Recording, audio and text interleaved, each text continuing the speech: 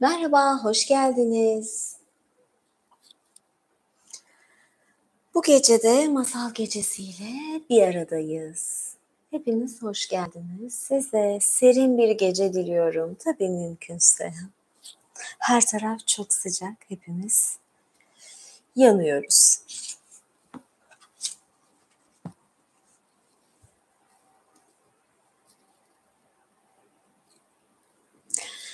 Ben de bu sıcak yaz gecesinde böyle birazcık maviler falan sürdüm ki serin olalım. Yani bu turkuaz renkler belki bize denizi hatırlatır ve birazcık serinlememize yardımcı olur. Tabii ki benim olduğum yerde bu ne kadar mümkün, o da ayrı konu.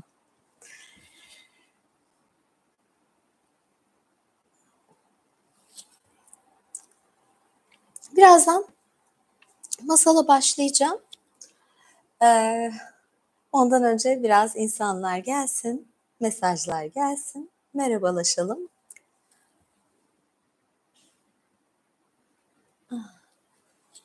Evet, bir yudum su alayım ben de.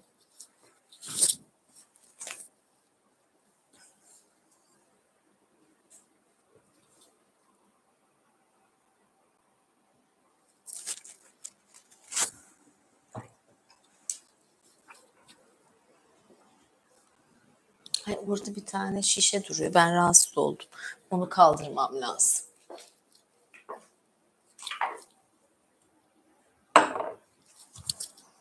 Benim gibi detaycı biri ara ara bunlara bir takılıyor. Rahatsız oluyor. Evet.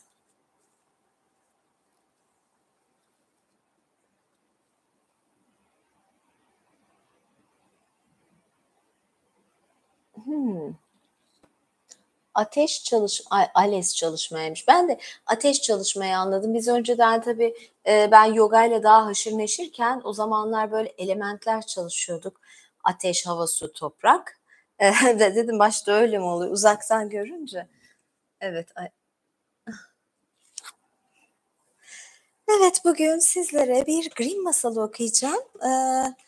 Masal çok uzun değil, sonrasında birazcık da sohbet ederiz diye düşünüyorum. Çünkü hemen ayrılmak istemezsiniz benden, çok normal olarak.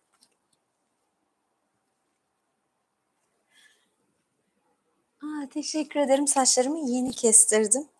Yani çok kısa kestirmeyi düşünüyordum aslında bir süredir yaz başındayken. Ama kıyamadım, şu hali böyle bana çok romantik geldi. Bir de denize girip çıktıktan sonra böyle çok şey oluyor, göstereceğim de size, bukle bukle oluyor, daha tatlı oluyor. O yüzden şu anda dalgaları da çıktığı için çok memnunum. Evet, neyse masala başlayalım. Bir Grimm masalı okuyorum.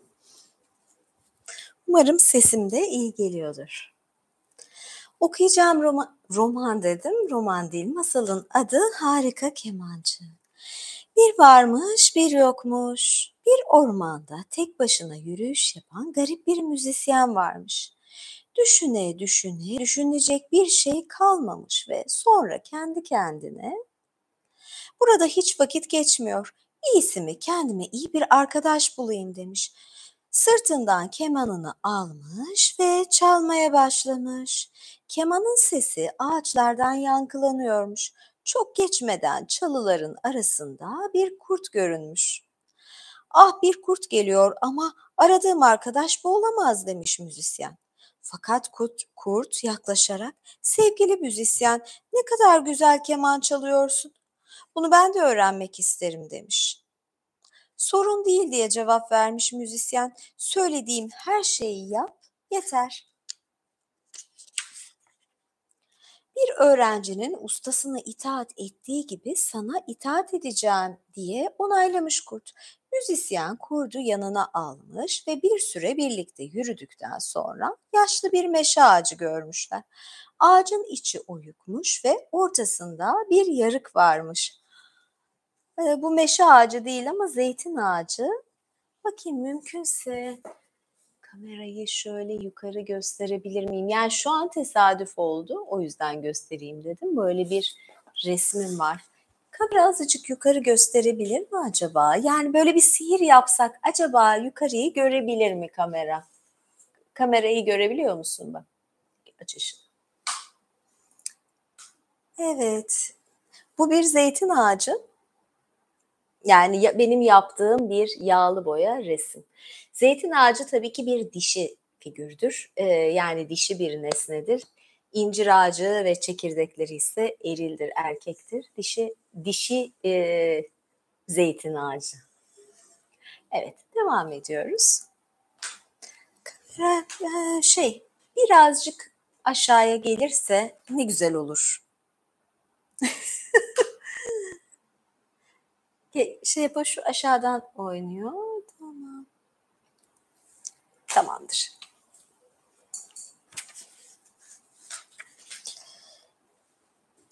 Bak demiş müzisyen, keman çalmayı öğrenmek istiyorsan ön ayaklarını bu yarığın içine koy. Kurt denileni yapmış ve müzisyen yerden büyük bir taş alarak tek bir darbeyle kurdun ön ayaklarını yarığa sıkıştırmış ve kurt orada öylece esir kalmış. Yani niye böyle bir şey yaptı? Belki de kurt iyi niyetliydi. Neyse.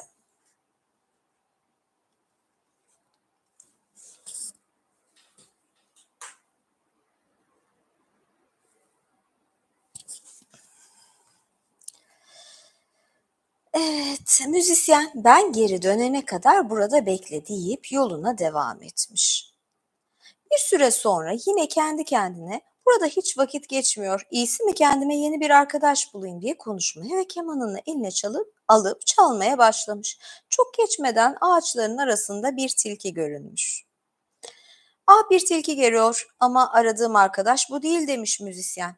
Fakat tilki yaklaşmış, sevgili müzisyen ne kadar güzel keman çalıyorsun, bunu ben de öğrenmek isterim demiş. Sorun değil diye cevap vermiş müzisyen. Söylediğim her şeyi yap yeter. Bir öğrencisinin ustasına itaat ettiği gibi sana itaat edeceğim demiş tilki. İzle beni demiş müzisyen ve bir süre birlikte yürüdükten sonra iki yanında yüksek fundalıklar olan bir yaya yoluna gelmişler. Müzisyen durmuş, yolun bir yanından bir fındık ağacını yere eğerek ayağının ucuna basmış, sonra yolun diğer yanından bir diğer küçük ağacı kıvırıp eğmiş ve pekala tilki kardeş, keman çalmayı öğrenmek istiyorsan bana sol ön ayağını ver demiş. Tilki denileni yapmış ve müzisyen tilkinin ayağını soldaki ağaca bağlamış. Sonra tilkiye dönüp bana şimdi de sağ ayağını ver demiş ve tilki sağ ayağını da sağdaki ve tilkinin sağ ayağını da sağdaki ağaca bağlamış. Düğümlerin yeterince sıkı olup olmadığını kontrol ettikten sonra ağaçları bırakmış ve tilki ağaçlarla birlikte havaya savrulup orada çırpınmaya başlamış. Müzisyen ben geri dönene kadar burada bekle deyip yoluna devam etmiş. Bir süre sonra yine kendi kendine burada hiç vakit geçmiyor, iyiyse kendime başka bir arkadaş bulayım diye konuşmaya ve kemanını çalmaya başlamış. Kemanın sesi ağaçlardan yankılanıyormuş ve çok geçmeden zıplayarak gelen bir tavşan görünmüş. Ah bir tavşan geliyor ama aradığım arkadaş bu da değil demiş müzisyen. Fakat tavşan yaklaşmış. Sevgili müzisyen ne kadar güzel keman çalıyorsun. Bunu ben de öğrenmek isterim demiş. Sorun değil diye cevap vermiş müzisyen. Söylediğim her şeyi yap yeter. Bir öğrencinin ustasına itaat ettiği gibi sana itaat edeceğim demiş tavşan. Bir süre birlikte yürüdükten sonra ormanın açık bir alanına gelmişler. Burada bir kavak ağacı duruyormuş. Müzisyen tavşanın boynuna uzun bir ip bağlamış ve ipin diğer ucunu ağaca sarmış. Sonra tavşana eyvah tavşanı boğacak ya. Sonra tavşana hadi tavşancık ağacın etrafında 20 kere sıçrayarak dön bakalım demiş. Tavşan ağacın etrafında 20 kere dönünce ip ağaca dolanmış ve tavşan kıpırdayamayacak hale gelmiş. İpi ne kadar çekse de bu ipin yumuşak boynunu kesmesinden başka bir işe yaramamış. Müzisyen ben geri gelene kadar burada bekle deyip yoluna devam etmiş.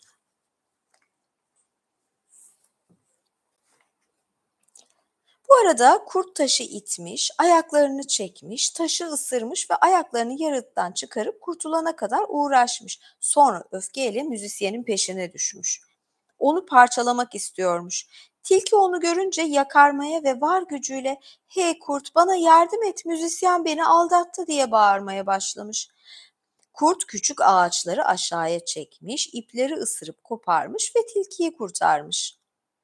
Müzisyenden öç almak için onun izini sürmeye birlikte devam etmişler. Yolda ağaca bağlı tavşanı bulup onu da kurtarmışlar ve hep birlikte düşmanın peşine düşmüşler. Müzisyen bu arada yolda yine keman çalmaya başlamış.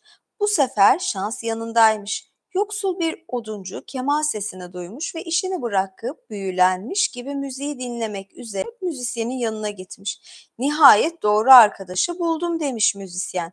"Çünkü ben vahşi hayvanlar değil bir insan arıyordum." Müzisyen çalmaya devam etmiş ve yoksul oduncu kalbi neşeyle dolarak müziği dinlemiş. Tam bu arada kurt, tilki ve tavşan çıka gelmiş.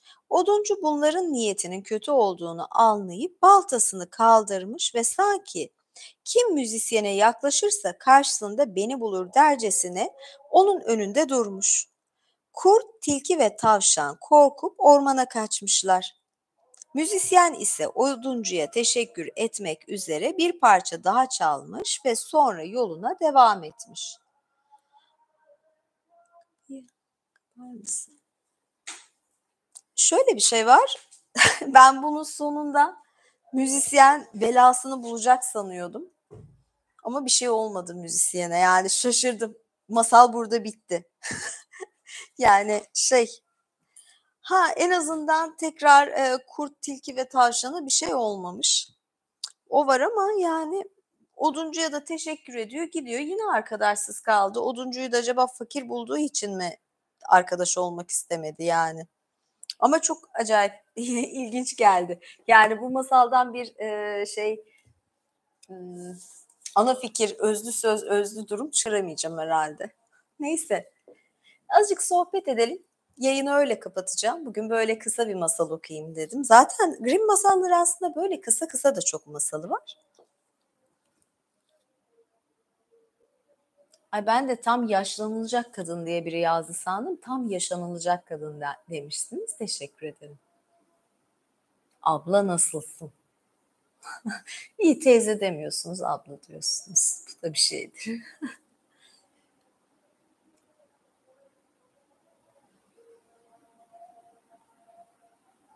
Evet.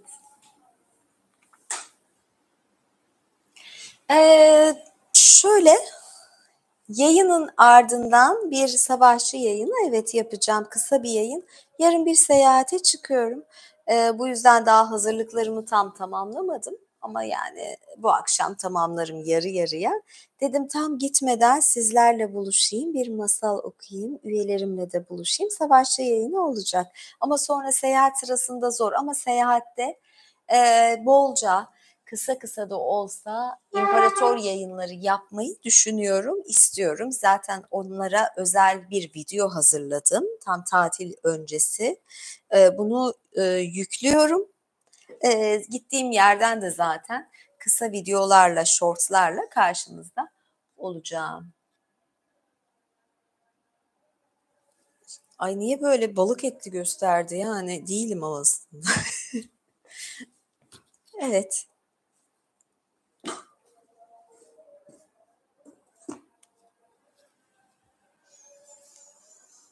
Şöyle azıcık sohbet edelim ve aslında ayrı bir Instagram yayını açacaktım. Açarım ve sonra onu da yüklerim. Dün bir rock konserine gittim Bruce Dickinson'ın ve şunu düşündüm. Ben şimdi eski rockçıyım şöyle. Birazcık.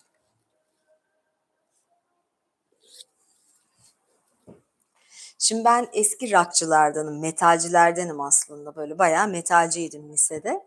Siyahlar falan giyerdim. Tabii dün ben beyaz giydim. Şeyi de görünce aslında bir sürü insanı, eski rocker'ları, metalcileri. Tabii herkes 40'lı yaşlara gelince benim gibi kalmıyor. Bir de yeni nesilden fazlaca rockçı, metal, daha çok da metalci görmüyorum. Şöyle bir durum oldu sanki. Hani yeni nesilde daha çok rap var ve belki de bir 30 sene sonra metalci kalmayacak doğru dürüst. Bir tarih olarak kalacak bu müzik. Bilmiyorum siz ne düşünürsünüz?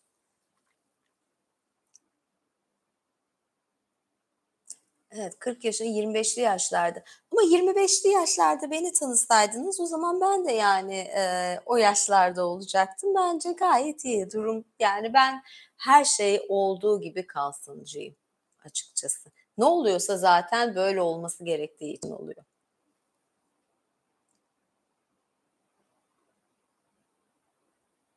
Ayaklarımı görmeden odaklanamıyormuş yayına.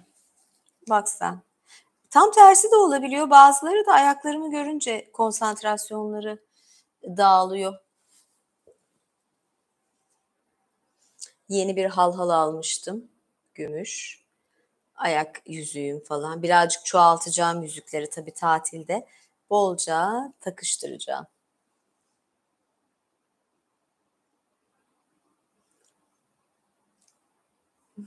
Bu devirde aslında ayakçılar hep vardı. Şimdi sadece daha görünür oldu. Ayrıca benim yazdığım kitap İtaatkâr'dan sonra bu biraz daha gün yüzüne çıktı. Açıkçası ben birçok insanın sanırım sesi oldum bu konuda. Böyle bir şey diyebilirim.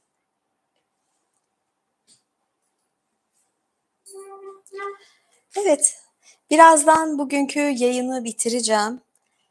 Bir sorunuz varsa alabilirim. Yoksa yayını kapatacağım. Yunanistan'a geliyorum bu arada. Sanırım Yunanca yazan oldu ama tabii anlayamadım.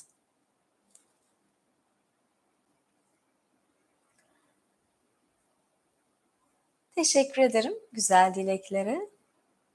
Herkesin gecesi güzel olsun, hafta sonu harika geçsin, iyi pazarlar, iyi cumartesileri diliyorum. O zaman yayını kapatalım.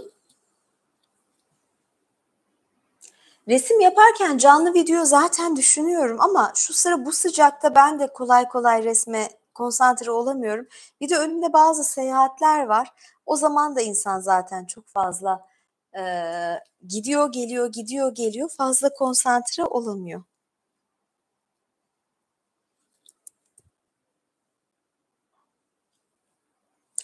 Evet, dediğim gibi tatildeyken de benden daha çok paylaşım görmek istiyorsanız kanala üye olun. Özellikle de imparator üye olmanızı daha çok tavsiye ederim. Çünkü imparatorlukta her şey var. Eğer yurt dışındaysanız ve imparator üye olamıyorsanız da Patreon hesabından üye olabilirsiniz. Görüşmek üzere diyorum. Bu arada shortsları lütfen takip edin. Benden gelecek shortsları. Onlardan tabii etkileşim ve izlenme arttığı zaman ben de daha motive oluyorum ve daha fazla shorts hazırlıyorum. Aslında shortslar oldukça eğlenceli. Yani Instagram gibi shortsları da lütfen takip edin. Tatildeyken oradan daha çok shorts paylaşacağım. Görüşürüz. İyi geceler.